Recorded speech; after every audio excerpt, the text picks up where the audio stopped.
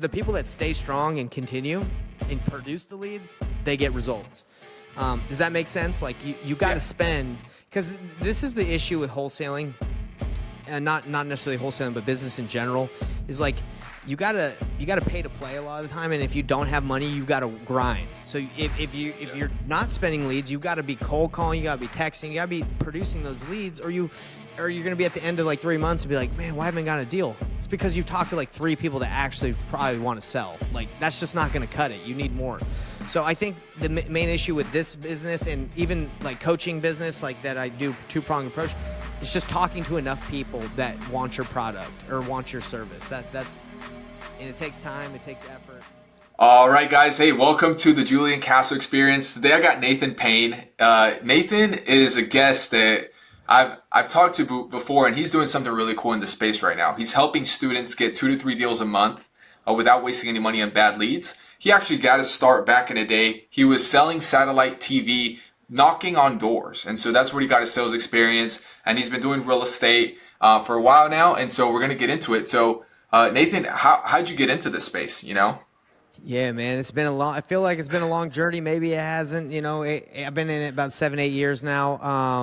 I was doing door-to-door sales, and I was doing well for myself. And I just didn't see the career path, right? I didn't see like it being something I wanted to do when I was an old man.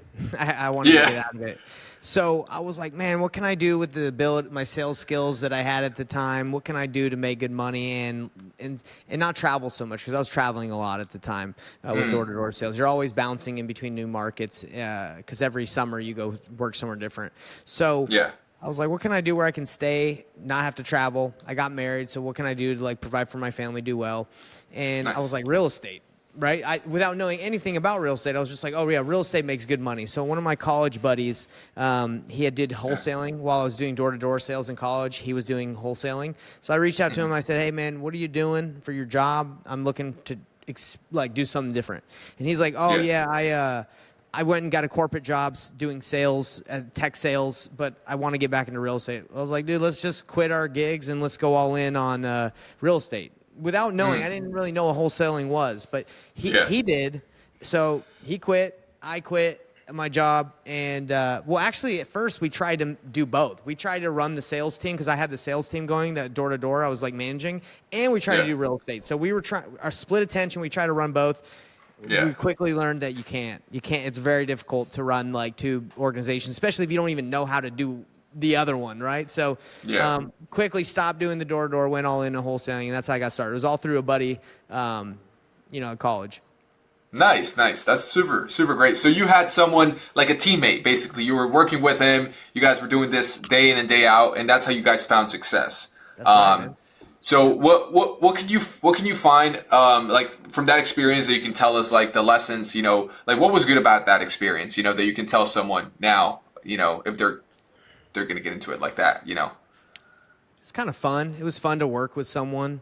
Obviously, you make half the amount of money, and you usually think like 1 + 1 is going to equal at least 2, or 1 + 1 it should equal 10 or 50, right? You should be able to complement each other. But what we found out is because I found out that he didn't really know that much when we started working together. He didn't really know anything, like maybe a little bit, but not that much. So 1 + 1 equaled like 1. Or like 0.5, right? It didn't even equal a 1. It was bad. So I would say 2 things is it's going to be fun to work with someone, mainly because you get to experience the ups and downs together, and it's there you get the support.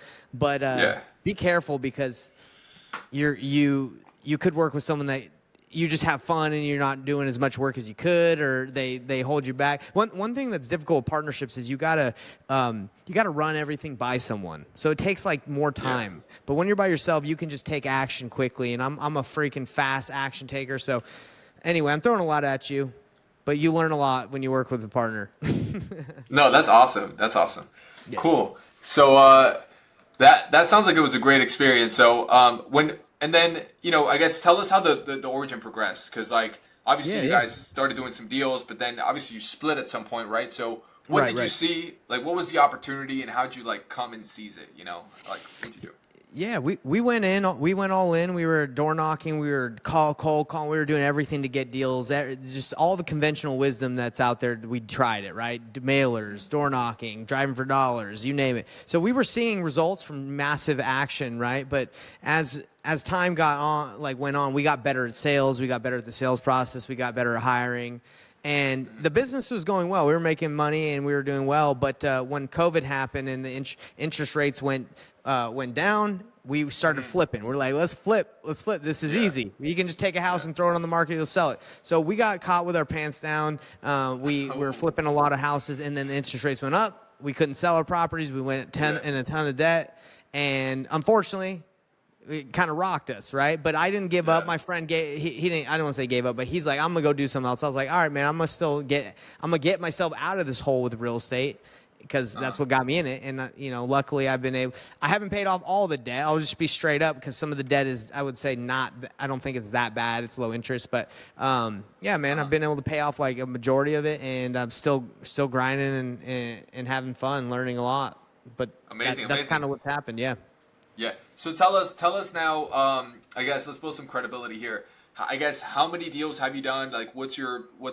I guess if you can share like monthly revenue you're making or any team size that you have. So kind of build a platform, to. Yeah, dude. I just wholesaled my third deal yesterday.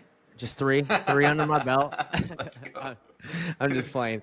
No, man, I've done a lot of deals. I've done them nationwide. We did nationwide wholesaling for about 2 or 3 years. We've done hundreds of deals, made millions of dollars off of those transactions. We've JV'd with tons of people. We've helped other people close their deals. Right now, my focus is helping new people invest and close their deals. So my business, Painless Flipping, basically takes people into an apprenticeship where instead of them having to qualify the lead, close the lead, get it under contract, find a buyer, we take on and we help them through that process, and we partner on the deals together. If the client that we work with, student, whatever you want to call it, wants, right? We don't always partner. It's just if we're like that safety net. If they need the help, we're going to help them close the deal. So that's what the business looks like. We help people close their deals, and if not, we coach them to the end.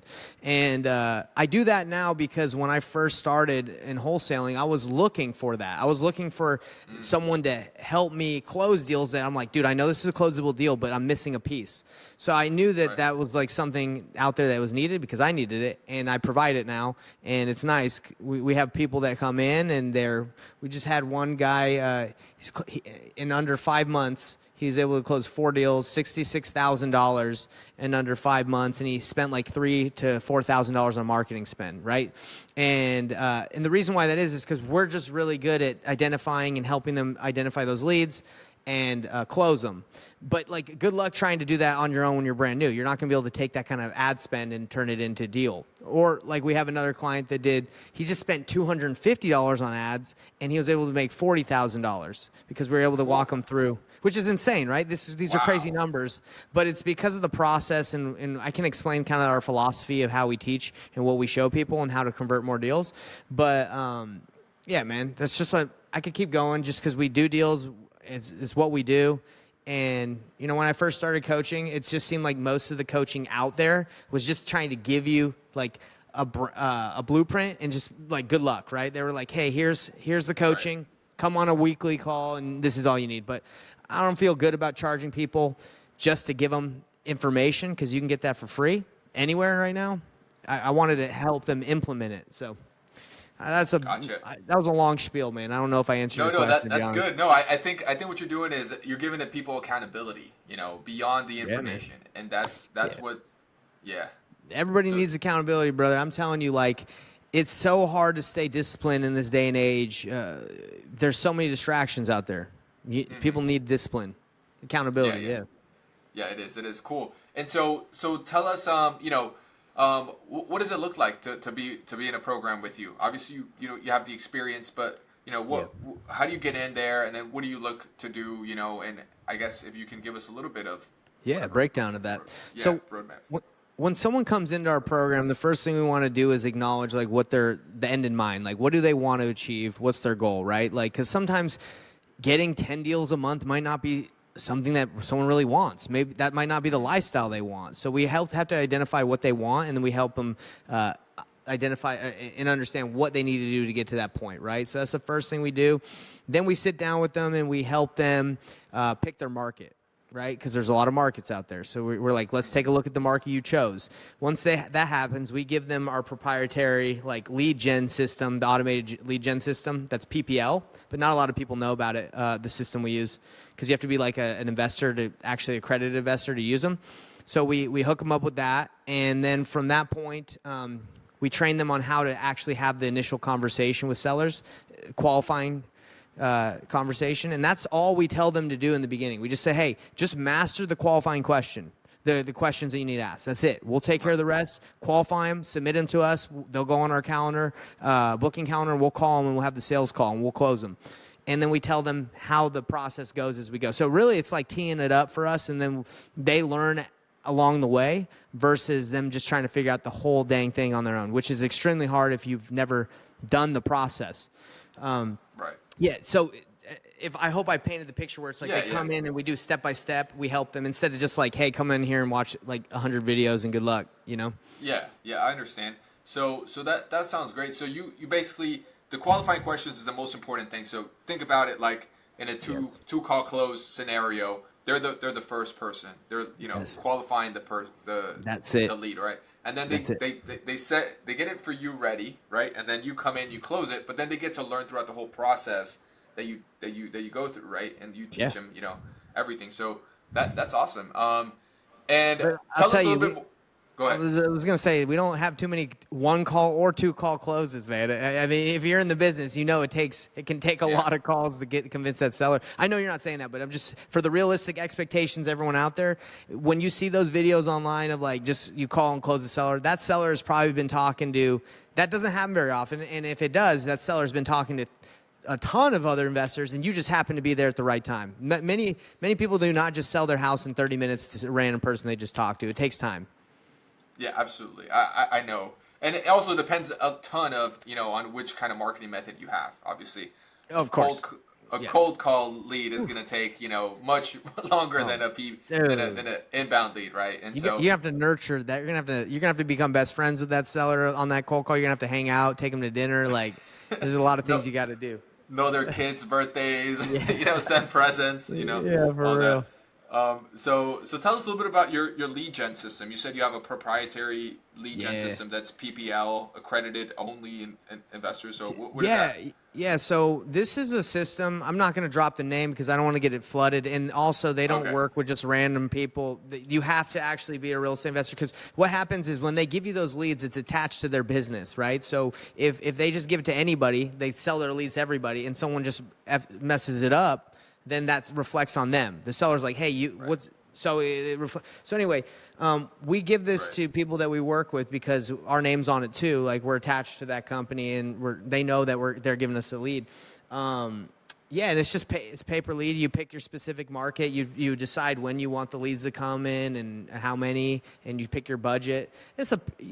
I would say it's a lot cheaper. They do sell to a lot of the other big pay per lead companies because we test all the other pay per lead companies, and we know that they're giving leads out because we get the same leads.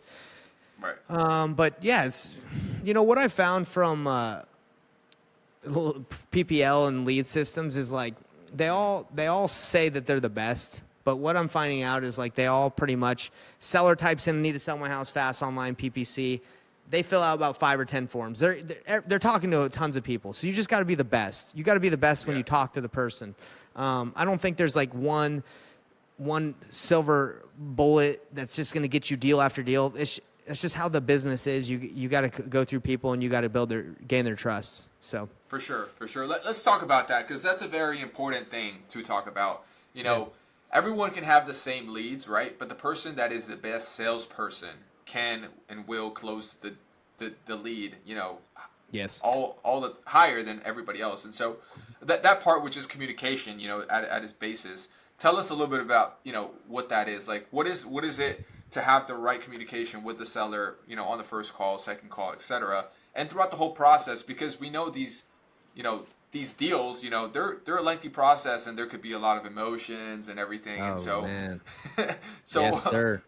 What do you do? It's draining, bro. It's draining to have to deal with a lot of this stuff, to be real. Yeah. So how do you have that communication with them so that it's just, I guess, spot on, and you keep it together like glue, till the end, to the closing. Great question, man. So for us, the process is kind of flipped. Most people that have studied sales pretty in depth would know what I'm going to talk about, but if you don't, this sounds kind of weird. So what we do is, instead of qualifying the seller and trying to like get them to accept our offer and like want to go with us, we actually disqualify the seller. We actually push them away from our offer to in that. I know that sounds counterproductive, but it actually gains more trust when you're telling a seller, hey, why don't you just list this thing? You should list it. You're going to make more money. Your house seems fine. You should just list it. And they're like, no, I need to sell it fast. And you're like, look, I know you want to sell it fast, and obviously we can help you with that, but wouldn't listing it get you more money? Like, wouldn't listing it solve a lot of your issues? And now, if a seller is like, yeah, no, I have thought about listing. I have an aunt that is a real estate agent. Then instead of me trying to convince her not to go with her aunt, I say, yeah, you should call her up. Have you talked to her yet? You should, because that's your aunt. You have that relationship. And then instead of me trying to convince them to go with me, they're like, well, hold on. You know what? Actually, I don't want to bring family into this. I don't want to have to deal with that scenario. So they're like they're letting me know if they want to continue to work with me, versus it's like a push-pull, right? I'm usually just pushing them to what I think the best solution is for them, and then they tell me if it's true or not. So, like, for example, this is the disqualifying process. So, talking to a seller, and if a seller's like, yeah, I'm thinking about selling my house, I say, great, what options have you explored to sell your house already? Just so I know where you're at. Oh, I've talked to a real estate agent, or I've thought about flipping it. And then I dive into what they've done so far. Before I even get into my offer, before I get into the condition, I don't care about any of that. I want to know where they're at. So They're like, well, I was thinking about flipping it, but I don't know. I don't know if I have the time or the energy to do that. And I say, yeah, but are you sure? Like, flipping it, you're going to make way more money. That's what I would probably do, or anybody that I work with, they're going to flip it. That's how you make the most. You're going to, and they're like, you know what? I don't want to deal with it because it's going to cost like 40, 50,000. And then I might be like, yeah, I understand what you're saying. Sometimes it actually even comes out to be more once you start getting into the work. You start find more issues. So now that they're like, yeah, I don't want to flip it. Now I X that off. I'm just like, okay, they don't want to flip it. That is not going to be an obstacle or a roadblock in the future. We already know that that's not a problem. And then they tell me, oh, I thought about listing it. Okay, what did that look like? Did you have a couple agents come by? Yeah, I had like 2 or 3. Okay, how'd it go? And I identify if that's still on the table, because I don't want to get down all the way into my pitch or way into my offer and then make my offer and then them say, you know what, thanks for your offer, but I'm actually going to I'm going to research more on flipping, or I'm going to research more on listing it. Like, I'm trying to eliminate any roadblocks, because by the time I make my offer, it's a done deal. Like, I'm not thinking they'll go with me. It's like, I already know, because we've already eliminated all the issues. So that's really deep, but it's mainly just, you got to make sure before you lose your leverage and give up your offer that you know their situation, why they're selling, everything they've explored, so you're not just throwing up on them and hoping you get the deal. Right. I understand. That sounds great. Yeah, I love that. You push them away so that they come back to you. Yeah. and pretty much. You got them. Cool. And tell us, okay. And of course, we were talking about this, but the journey, after the sale, right after you go under contract, what is that like? What are your best tips to have some deals? Just stay together, because there's so many things that could just divide us. So. Oh gosh, look, I think traditional wholesaling is done wrong. I think that's what pre-flipping is about. Like, so the traditional way of wholesaling is, you talk to a seller, you make them an offer that you think will get done, like you'll be able to wholesale for. You go under contract, and then you blast it out. You find a buyer, and sometimes you find a buyer, sometimes you don't. Even if it's a good deal, sometimes you just don't find that right person in time, right? Sometimes. For me, if I'm talking to a seller and they want a price and I'm trying to negotiate and I don't think I can do it, or if it's a slam dunk deal, I don't tell them that I'm going to buy it, because I don't want to be on the hook when I can't find someone potentially. So I tell them, like, unless it's a grand slam and I know it's something that I would buy, I just say, hey, look, I think what you're asking for is, I think it's possible, but it's not something that I would be able to take on myself. I have a couple real estate investors that I know. I could run this by them and see if this is something they'd be interested in. But for me, I just can't get you to that price. Do you mind if I run this by a couple of the investors I know? So at this point, they know that I'm not buying it. I've already built their trust. I've told them what I'm doing. And then I go and flip it to somebody else. And I can get it under contract to do this, or I don't. And it's not like I blast this out to the world. I call a couple, the real estate investors, the buyers I can find in the area that are legit buyers. And the reason why I'm telling you that I think traditional wholesaling is done wrong is because, like, if you go and you get them under contract at a price that you don't know if you can do, you blast out and you can't find someone, you're pretty much screwed. Like, good luck trying to renegotiate. You've kind of lost the trust, you know? But in my situation, if I go out and I pre-flip it and I say, hey, look, you want 270? I went out, I talked to a couple of my top buyers, and they're all the way like 230 to 240, right? And I know you want 270, but that's just not realistic, because you know that John and all these people walk through your house. I told you, they saw the people walk through, they know what's going on, and they know this is a legit process. And then obviously the price that I tell them has my fee included, right? Like, I'm not just like, hey, this is me, and I just tell them like where I need to be on it. And that gets deals done way more on like tight deals or deals that like are kind of close than just saying some whack price that I don't know if I can do, and I'm praying that it works. Because I just don't like that feeling of like someone, because a lot of the time when sellers sign that agreement, they think it's a done deal. They think it's over. It's like, it ain't over. Like, especially if you do the wholesale thing, like, you don't even know yet. So when you ask me, like, what does it look like for finding a buyer at the end? That's how I truly get sellers to always like have my back and it goes well, because they know what's going on. I tell people I'm wholesaling their houses all the time. Yeah. That's super interesting. And how do you go about that in a way that doesn't, like, is transparent but doesn't even ring any bells that you're doing anything shady, or like how does that come about? Like, Just being completely transparent on what you're doing. I don't think it's shady if you were to tell someone, hey, look, I'm not going to buy your house, but I know all the investors that are buying out here. I can run it by them and see what they'd be willing to pay. And you don't have to pay me. You don't have to pay me a cent for doing this. They pay me. They pay me a fee. So is that cool if I run this by them? Sure. Like 99.9% of people are like, yeah, that's cool. And the issue some of them have is like, well, if you're going to go check, I don't want to go under contract because you're just going to go check. And then I'm like, all right, that's fine. And I do it anyway. It's not like I'm blasting this thing out to the world and then someone can snake me, right? I'm not like just putting this on like to 10,000 investors. When I do the pre-flip, I with software, with the right data, you can just go pinpoint the right investors that buy in the area. You can just ask them what they'd pay. And what we say is we just say, hey, look, I'm negotiating with the seller right now at this address. I think this is a house that you'd be interested in because I saw you bought some flips around here. What would you pay for that? And then they're like, well, I don't know. I got to see it. Okay, great. Go see it. They're waiting for you. That's what we do. Nice. That's super cool. Yeah, it's all transparent. It's much better than doing, I guess, the traditional way, the man. lying, you know. Yeah, I hate that, bro. I can't do that model. Like I said, if it's a great deal, then yeah, I'll lock it up because I don't care if I find someone or not. I know I'm gonna be able to find someone or I'll buy it. But how many times are wholesalers actually willing to buy the properties? Nah, not really. No. Especially if they're virtual. They don't want to buy a random house in the middle of nowhere. So I'd rather not have that friction of me feeling like I gotta complete with something that I don't know if I can.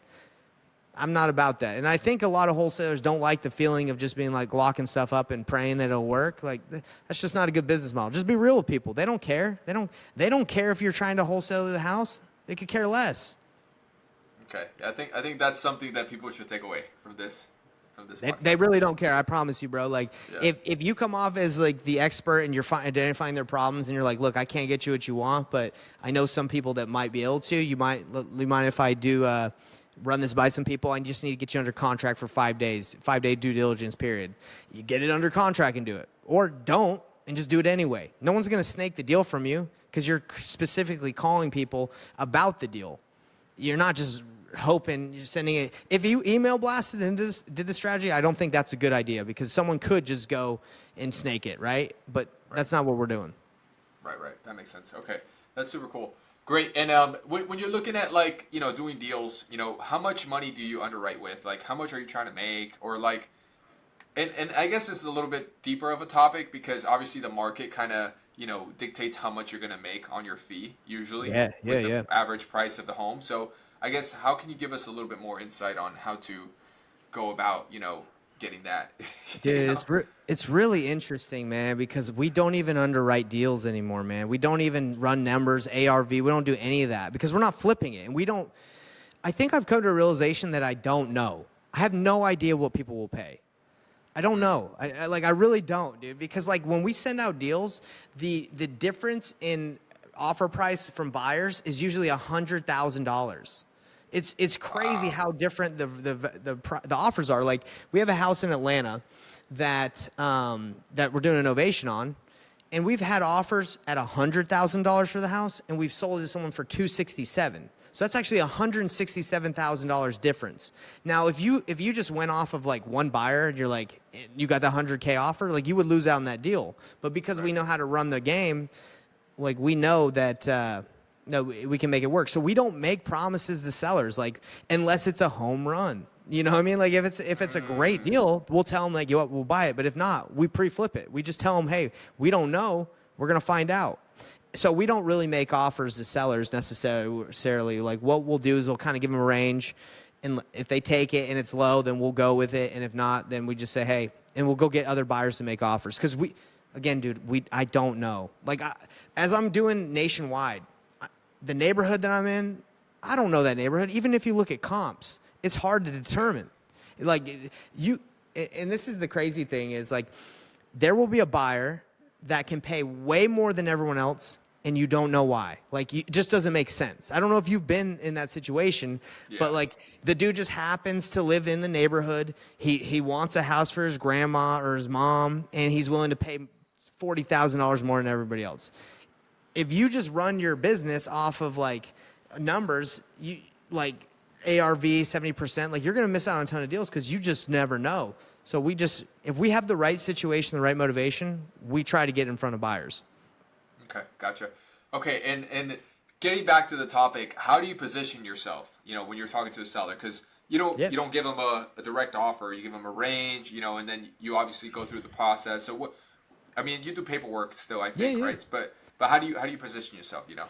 So we start off with like, hey, I'm a real estate investor. So we position ourselves as the investor, but Mhm. more of like a consultant, right? Like, hey, I'm just calling you. I'd obviously love to buy your house, but I kind of want to figure out the situation you're going with so I can point you in the right direction. We got to have a win-win scenario or it's not a deal. We don't want to do business unless it's win-win for everybody. So we got to understand your situation. So we position ourselves as, yeah, we'll buy it, but first off, let's make sure you're going the right route that you want to go with. And then we talk about their problems or their whatever they're trying to accomplish.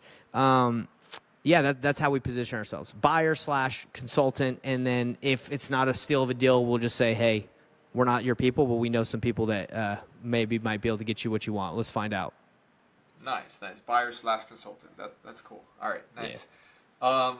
Wonderful. So, all right, great. So now that we're talking about this program that you get into people, right? When Yeah, they yeah. join.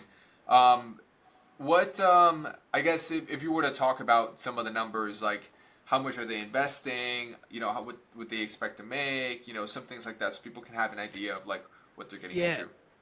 What we've seen is if someone can invest at least $1,000 a month in PPL in marketing, they're going to get a deal with us in our program and under 35 leads. Okay, but these leads have to be they need to be qualified, right? So it would say at $1,000 a lead, I'm sorry, $1,000 a month. Yeah, Yeah. that'd be crazy. $1,000 a month. Let's say each lead is $100. So you're getting about 10 leads a month with that, and so it's 30 leads and 30 leads in 3 months. And with our like the way we operate, like if someone qualifies a lead and gives it to us, like it takes like 1 out of 8 qualified leads that have been filtered for us to help someone close a deal. So that Right. means like 1 out of 8, like, but that's 8 qualified. So that's not technically, you're gonna have to get more leads than that. So Right. I would say if someone's spending three to $5,000, they're going to get a deal with us or get a deal.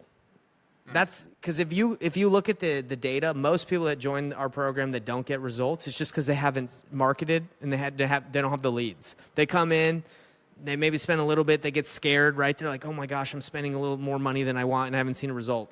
The people that stay strong and continue and produce the leads, they get results. Does that make sense? Like you got to spend, because this is the issue with wholesaling, and not necessarily wholesaling, but business in general, is like you gotta pay to play a lot of the time, and if you don't have money, you gotta grind. So if you're not spending leads, you gotta be cold calling, you gotta be texting, you gotta be producing those leads, or you're gonna be at the end of like 3 months and be like, man, why haven't I got a deal? It's because you've talked to like 3 people that actually probably want to sell. Like that's just not going to cut it. You need more.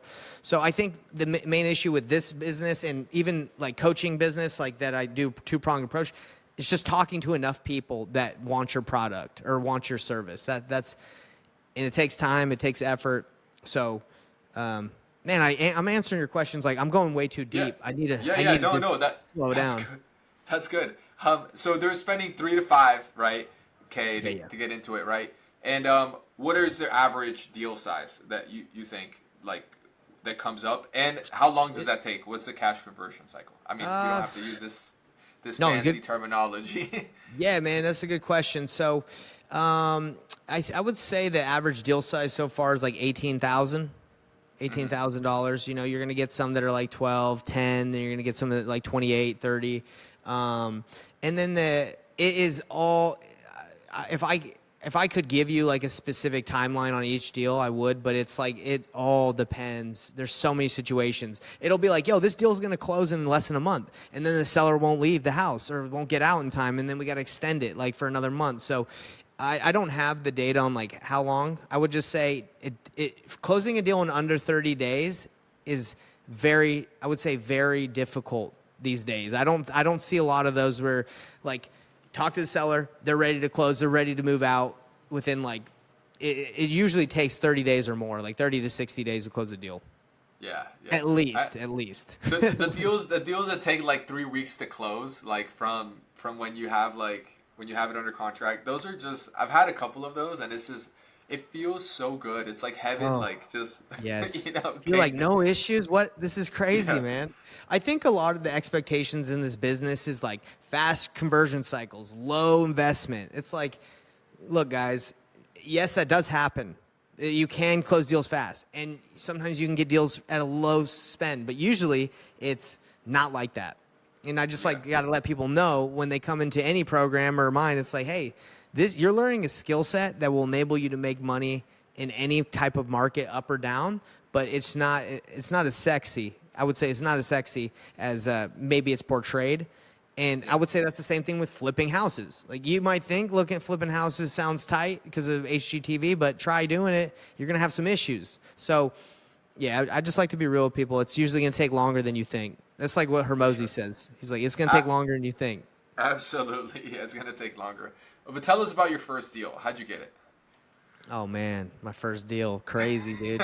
I didn't know what I was doing my first deal, so I pretty much made every mistake in the book. It was $5,000. We were cold calling the expired listings list. So this guy had listed his house, didn't sell it because no one wanted to buy it on the MLS, and he takes it off, and he's in pre-foreclosure, and he's just going to lose it, right? He's like, whatever, I don't even care. So me and my buddy, we go knock on his door, talk to him, and he's like, yeah, man, I don't really want to like sell. I don't really care anymore. And we didn't really have a sales process, so we just kept on going to his house and hanging out with the guy. He was like 30 years old, 35. We just kept on hanging out. We're like, yo, man, we're going to come and chat with you. Like, we didn't really make offers. We were just chilling with the guy. And eventually he's like, all right, what would you guys pay for my house if you did buy it? We're like, like 185. We threw out a number that we thought would make sense. He's like, all right, I'll sell it to you guys for 185. So we didn't know how to find buyers. So we started going on Facebook groups, and at the time we were networking with a broker, and the broker's like, hey, let's just send this deal out to every real estate agent in the state of Utah. We'll just say we're wholesaling it and looking for a cash buyer. So he just takes this random like email, blasts it to like 20,000. I don't know how many agents there are in Utah, but like it was like a lot. So these agents didn't know that it was like a wholesale deal. They just thought it was a deal, like a listing that just got to their email. So families started rolling up, at the showings, like this, we were getting calls. It was just ridiculous. God. And then yeah, it was stupid. Dude. And the board of realtors. Do you know about the board of realtors? Like Yeah, they're yeah. yeah. So they call us and they're like, "Hey, you need to come and see us at the downtown Salt Lake because we need to talk to you." And I'm like, I don't know what's going on because I just started, but we go sit down with this guy at a table. He puts a tape recorder on the middle of the table. He's like, you guys know, you mind if I record this? And I'm like, sure. I don't know what's going on, but sure. He's like, you guys aren't allowed to do what you did. You're not real estate agents. You're not allowed to market a property you don't own, blah, blah, blah, blah, blah. And I'm like, dude, I don't even know what you're talking about. Like, I'm just trying to get my first wholesale deal. And he's like, all right, he's like, get out of here. Like, I think he just knew we didn't know what we were doing, but he tried to give us a warning. So that was terrible. Like, we were trying to find a deal and we didn't know what we were doing. Anyway, we find a buyer eventually on Facebook for 185. We found a buyer 185 at the price we Yeah. had. So that stung, right? Because you're just like, dude, just give me something, right? Right. Anyway, we go back to Donald. We're like, hey man, like we got someone that wants to buy your house from us for 185. We need to make something. Can you accept 180? And he's like, sure. So that's how we made 5K. Wow. It was a terrible process, dude, but we got it done. Let's go. That sounds super fun. I mean I can't imagine this guy like he thinks you're gonna buy his house and then like all of a sudden families roll up. You know? Dude. That's why I hate the traditional way, bro, because it's like if we would have just been straight up with him from the beginning, be like, look, man, we know some investors. We think they can pay a little bit more than, and not even give 185 because we don't even know. It's just like, hey, we think we can. If he's like, I want 185, I would have been like, nah, dude, honestly, I don't know. We wouldn't do that. We'd want to be around 150, but maybe somebody might. Let's run this by a couple of investors. They're gonna be coming tomorrow from 12 to 2 or 12 to whatever for the next couple of days. Is that cool? Yeah, that's cool. Like that would have worked much better than just being like, hey man, can you leave for the next couple hours into the dog park with your dogs, and so we can have people walk by. We were just trying to hide it all, dude. It was whack. Yeah. I understand. Yeah. That must have been a little bit weird and strange. But It anyway, was weird, man. okay, cool. All right, so tell us. Okay, so a lot of people that come into your program, like I guess everyone's different, right? But like, what are Yeah. people looking for? Like, what can people do like when they get into wholesaling real estate? Like, what is this like? Would you call it the dream outcome? Like, what does it look like to be like a wholesaler? Like, what do you get to do? Like, what's good about it? Like, why would someone get into it? That's a good question. I think most people start wholesaling because they believe it's the beginning step into getting into deeper real estate, like whether they want to own rentals, they want to flip stuff, want to get into commercial. They just think it's like the first stepping stone, which I would say yes, because it's like probably the lowest risk thing. You're not buying anything, right? So most of the time they have bigger aspirations and goals for financial freedom, and they believe that wholesaling is a stepping stone. And the thing that I like about wholesaling is it gives you complete freedom of where you can work from because you can do it all from your computer, from anywhere. I live in Canada right now, and I still do wholesaling in the States. So you can do it from anywhere. You never own the asset, right? So you're not technically flipping it. You're just flipping paper, right? So that's cool. And you can own the asset if you want to take it over. You can just be like, oh, this is a good deal. I'm going to buy this. I'm going to keep this. It gives you flexibility of time. You work whenever you want, right? If you're doing pay per lead, you turn the leads on when you want. You turn them off when you don't want it. So work when you want, wherever you want, and you're your own boss. A lot of benefits to it. I think a lot of people, they think they just want more and more and more. That's what I was trying to do when I had a bigger team. I was just like, more deals, more deals. But then eventually I realized, dude, I don't really need to make that much to live the lifestyle that I want. And that's kind of, I've stepped back. I live on a farm now. Like I'm just chilling in the sense like I don't need to just be grinding to just make more for what purpose? Like I need to spend time with my family. I need to have freedom to focus on what I think is most important. So that is why I think most people get into wholesaling is a stepping stone, and they want that freedom of all those things I mentioned. Right. That makes sense. Cool. So getting into wholesaling real estate, I mean, a lot of people, I don't know, maybe they want the Lamborghini, they want, I guess priorities change, but a lot of people get into it because they see the flashy lifestyle that some other people have. Yeah. And so, I mean, what was it that, for you, you were doing bigger deals, like, right? I know you're doing a lot more deals, right? And you were just like, this is not like, I'd rather just work, helping someone. Why is it that you decide, to help someone? Like what's the, you know, why do that instead of, I don't know, just running the More business? deals. Yeah, more Uh, deals. for me, No, I've always wanted to be like a teacher. more Like deals. if if if this paid good money, I'd probably just be a high school teacher, right? I'd just chill with kids and just teach them stuff. Like I like that more than trying to like help a seller avoid like foreclosure or something. Like that's fine, it's helpful and all that, but for me I like seeing people progress and succeed and knowing that I've helped them get closer to hitting their goals. That's what revs my engine, bro. I just want to see people progress, and that's why. Like I never got into real estate, so I'll tell you the real reason I got into real estate is because my end goal was to help people improve their lives. Okay, and that was really what I want. And I figured, like, hey, no one's gonna really listen to me unless I'm successful at something, right? Like, I can't just start being like, hey, I'll help you with your life if I haven't done anything. So I was like, okay, let me be good at real estate and let me make money and show people that like I know what I'm talking about in business, and then I'll have some authority for people to listen to me when it comes to like goal setting and putting your priorities in order. So that's really why I got into it. So once I was successful in real estate, I was like, all right, time to start teaching, helping people. And it's kind of ventured off, not just into like helping people with real estate, but I teach people how to kind of set their goals and plan their lives and, reverse engineer their goals and what they want. Nice. That's cool. Hell yeah. Yeah. Awesome. Cool. So that's great. That's a great cause. And, now that we talked a little bit about, the beginning part of like the wholesaling journey, which is obviously the communication with the seller and all that, how are you able to find these buyers, right? Because someone, for example, maybe working with someone like you or another Yeah. person, but then they have the other, piece of the puzzle, which is like, we got to finish this, right? So, Yeah. How do you find the buyers? yeah, how do you find the buyers? It's a good question, man. There's buyers everywhere. You just got to know where to look. So for me, there's a lot of different ways. I'll name a couple, but I'll tell you the one. I'll just tell a couple, and then I'll save my favorite. So number one is title companies. Title companies always know who the big players are or who's closing at their title company. So if you're tied with a title company, or even just reach out to some, they'll point you in the right direction of who's buying.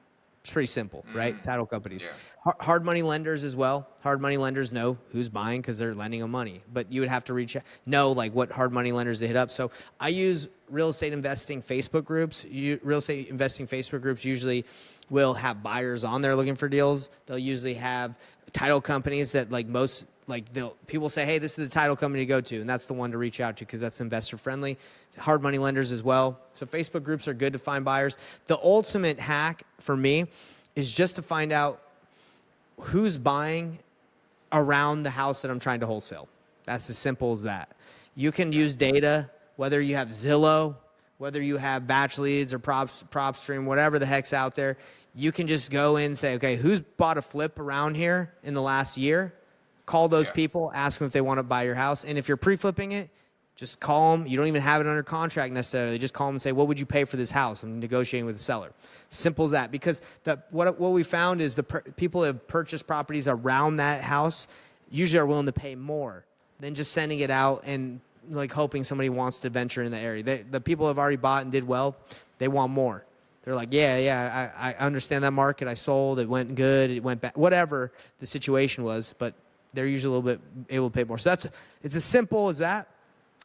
All the sauce, it comes into, are you good at having a conversation with the seller? Are you good at having a conversation with the buyer? Are you good at negotiating?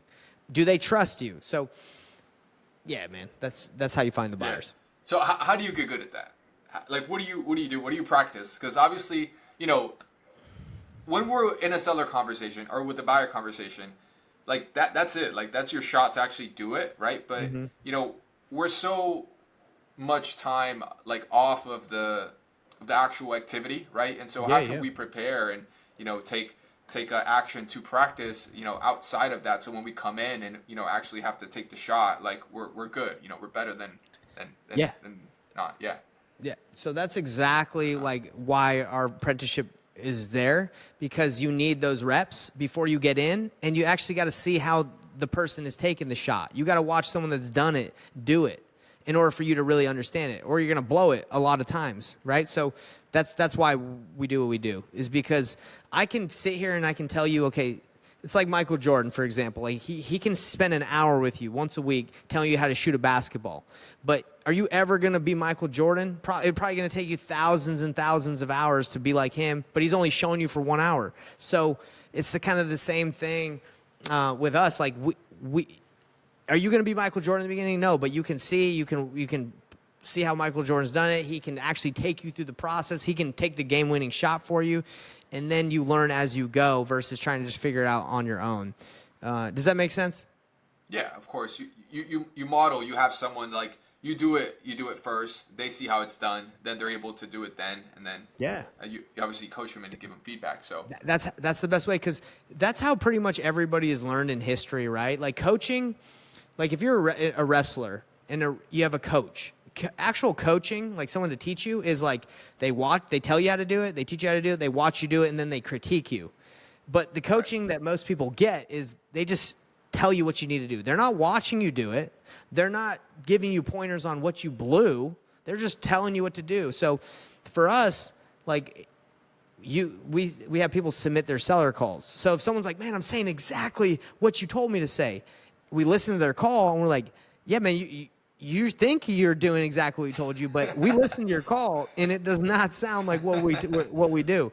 So that's really necessary to really improve, because you could think you're doing it, but you're not doing it. You know? Does that make sense?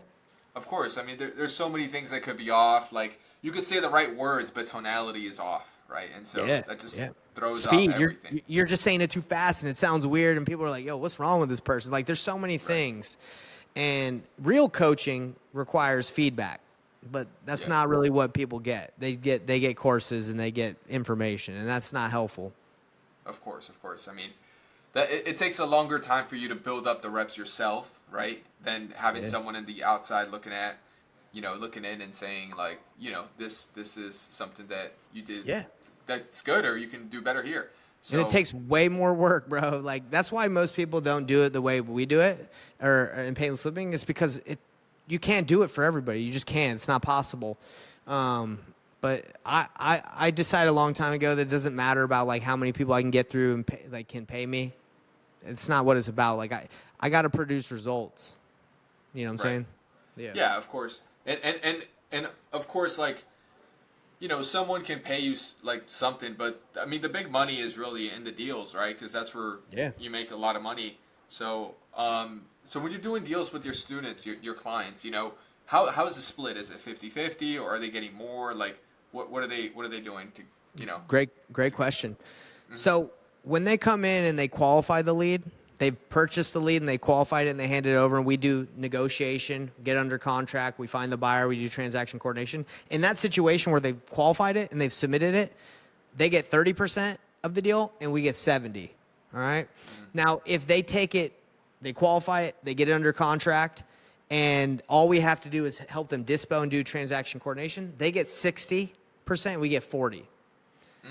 That's how deals are done. And now, we don't really do this. Is offered, but not this. No, we don't really do this like ever. The transaction coordination, where it's like, hey, you get it under contract, you dispo it, and we can help you with the paperwork. But most people, they figure out the point, like once they get under contract, title companies or attorneys, they handle the transaction coordination. I don't know why transaction coordination is such a big thing, because it's not that difficult. Most title companies will just do the transit, they'll take care of it for you. So, so that makes sense. So it's a 70-30. We take over everything, but they do the qualification. If they do everything but the dispo, we'll take 40 to 260. It's just pretty much two different splits. Right. That makes sense. That's good. Transaction coordination, I don't think is talked about. I mean, it's emphasized a lot, in the space. Like you need to do it, blah blah blah. But like sometimes it's not really that difficult. But sometimes it is. Sometimes it's a beast, but sometimes it can be when you got to get like a lot of people involved. But I think if you can find a solid title company that you like working with and you do deals in that specific area, like they'll take care of the majority of it. Like one of my title companies I use, GT Title in Utah, dude, the escrow officer, Christina Mosier, she's money. She just takes care of everything. Like, so you don't need a transaction coordinator on those deals. Right. That's amazing. Cool. So how's it like, obviously building a team, building your experience in one market. How is that like? Is that what you suggest people do, and go through? Or is it better nationwide kind of style, where you're constantly meeting new people and like having to work with new people, uh, if you're every if time? you're new, one market, get good at one market. If you try to go nationwide and you're new and you don't have someone like you're not in an apprenticeship or someone can help you with experience, there's just too many variables. It's gonna crush you if you're trying to figure out like the whole United States or even like 5 markets. Just do one. Now, if you're working with me, I don't care how many you do because it doesn't matter. But like if you're new and you don't know what you're doing, I think going nationwide is very difficult to start. So I wouldn't recommend it. Cool. So let's say some other things that we can talk about are like CRMs, these kind of things that kind of help get the deal done. Like, what do you recommend? Also, kind of processes like I don't know, hitting the lead every now and then, and these are like, can you talk about some of these things that are important to like get the leads, going and nurturing them to actually close? Yeah, so when we work with people, we say like when your lead flow is low, kind of like $1,000 a month is low, you don't necessarily need a CRM, right? You could rock a Google sheet, you could rock an Excel sheet, and you'd be fine, right? Just follow up with the people that didn't answer. Now, if you're producing lots of leads, yes, you definitely do need a CRM, and then you can use automations. Resimply is good. For me, I used to think CRMs made the business. I would say like only if you have tons of lead flow. I don't think Right. CRMs really will make or break your business unless like you have so many leads you're not able to contact everybody. So Right. I think there's an overemphasis on the importance of CRMs in the beginning. I don't think you need them unless you got tons of lead flow. But even if you have tons of lead flow and it's all cold call leads and it's all text leads, then you're pretty much just throwing a bunch of crap at you, and you're just hoping something happens. And man, it's tough. That's how we Right. started out. We were just like, just open the floodgates and let's talk to anybody that has a house. And then you're just busy all day sifting through trash. Like I'd rather just have Yeah. a business. It's like bring in the inbound. I don't need that many. I just got to be good at closing. So, Of course. um, yeah, man. I think just to wrap it up with the CRM thought, not necessary in the beginning unless you have a lot of leads. But if you have a lot of leads and you're new, maybe you should chill out a little bit, because it depends how you're getting those leads. You got to make sure you're good at closing. Oh man, I got so much to say. It's just like if someone's watching this and they're like, "Well, no, now I'm gonna go get inbound leads and I'm gonna pay," and like that doesn't necessarily mean that's a recipe for success because you could start paying $5,000, $10,000, and you could just be trash on the phone and not close any deals. So there's so many different factors that can make you successful, right? Because if you're not good at closing, it doesn't matter how many good leads you have. No one's going to work with you because you just aren't good. I Yeah, hope of that makes course. sense. Yeah, it does, 100%. And I think you're totally right on the if you have a lot of leads coming in, you got to have some kind of CRM because, I mean, what I did, how I got a lot of experience like in a short period of time is I got the iSpeed to Lead coupon club, and I bought like so many leads, Yeah, yeah, and so and also like they did a bundle where like you bought some leads with them and they'll give you non-exclusive leads, like they'll give you 100 that would generate the last 30 days, and yeah. so you're just calling through 100, and so you get a lot of reps, right? And I think that's important, but obviously that it would have been impossible to like deal without a CRM. Oh, So dude, impossible. Yeah, so if you're doing that style, then yeah, then yes, you definitely need the CRM for that. right. What do you recommend? So I know you mentioned your lead provider, right? But that you do.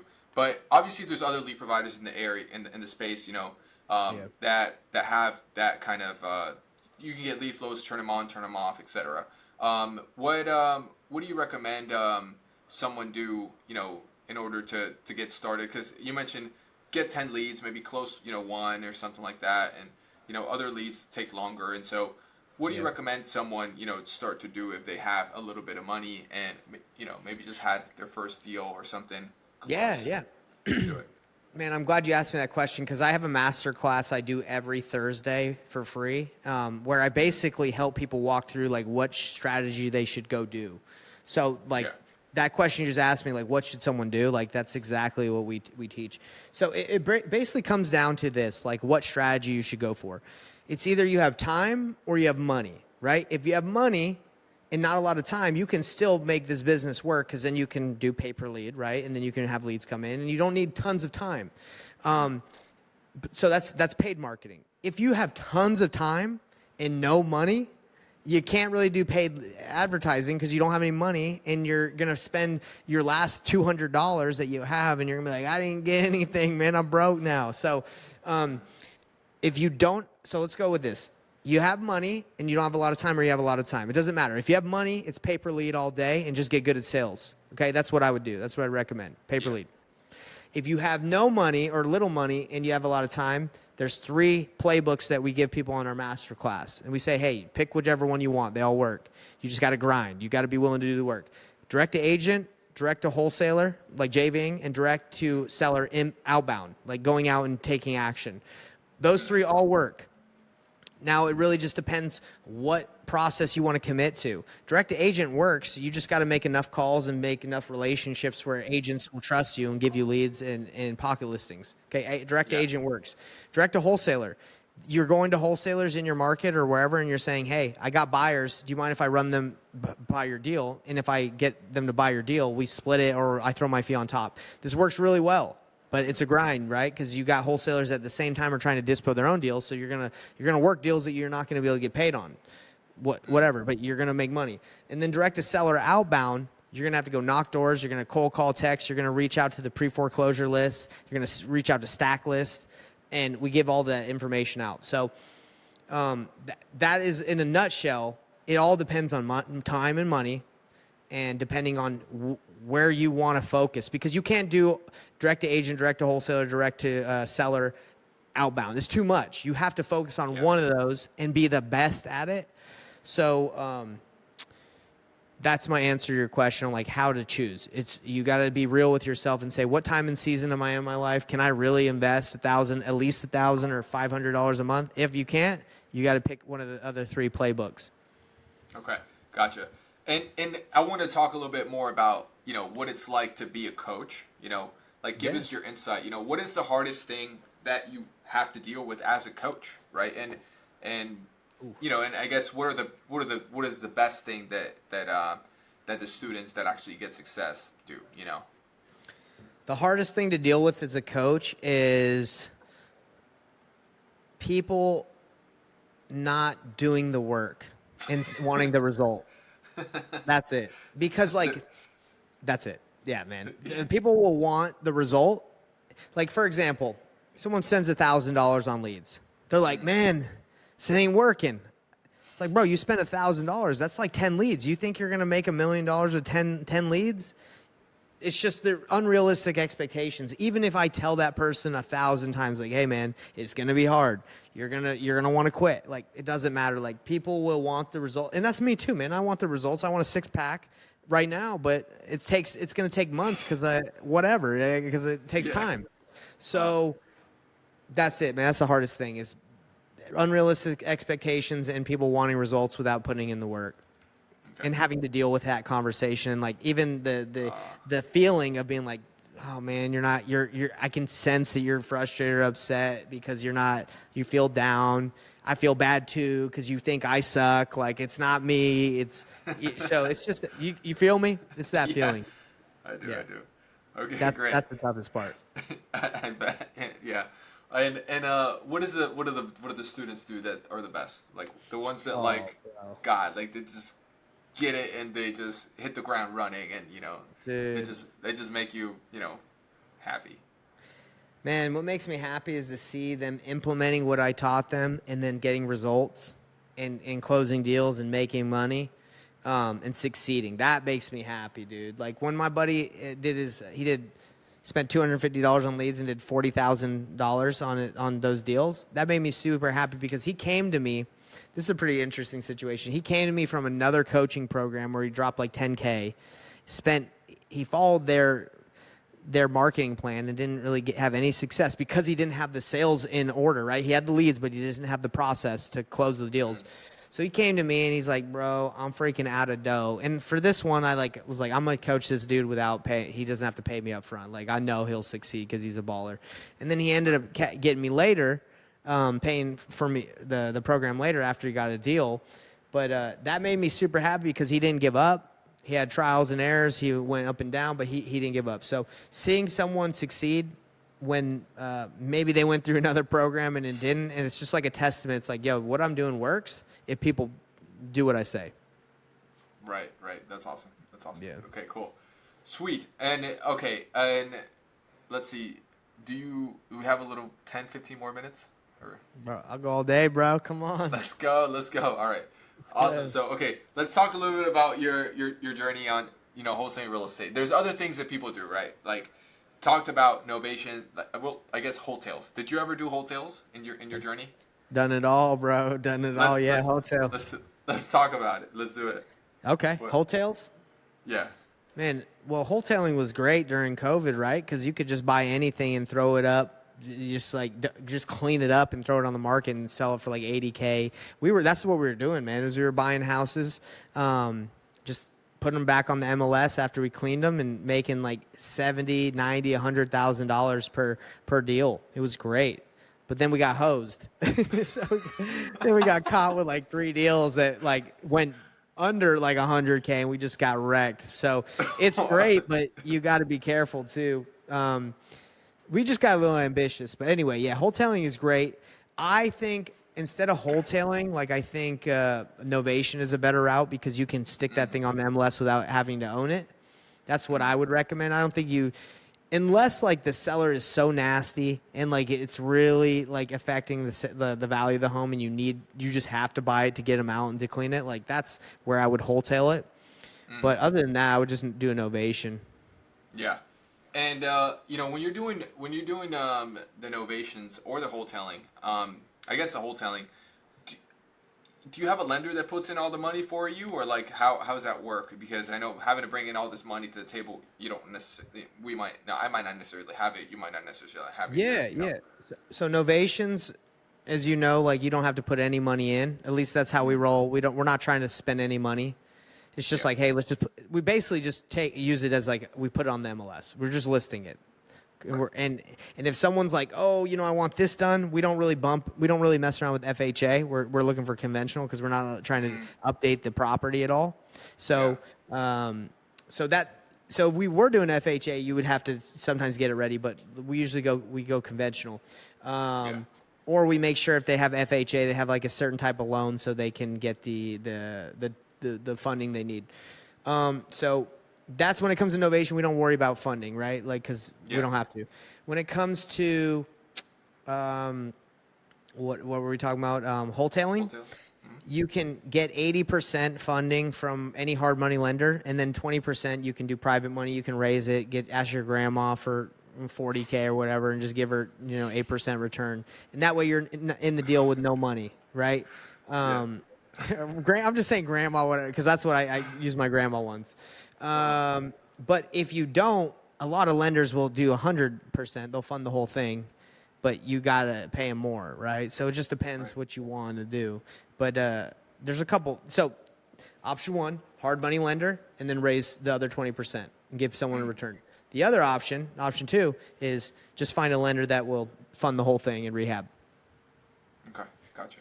Okay, interesting. Okay, good. Sweet. And then, all right, when we let's talk about novations because, there's a lot of that going on right now, and you usually can get higher fees with the novations. So I know you told us about how you set up your deals, right? You say I'm not going to buy it, but I may have some other people.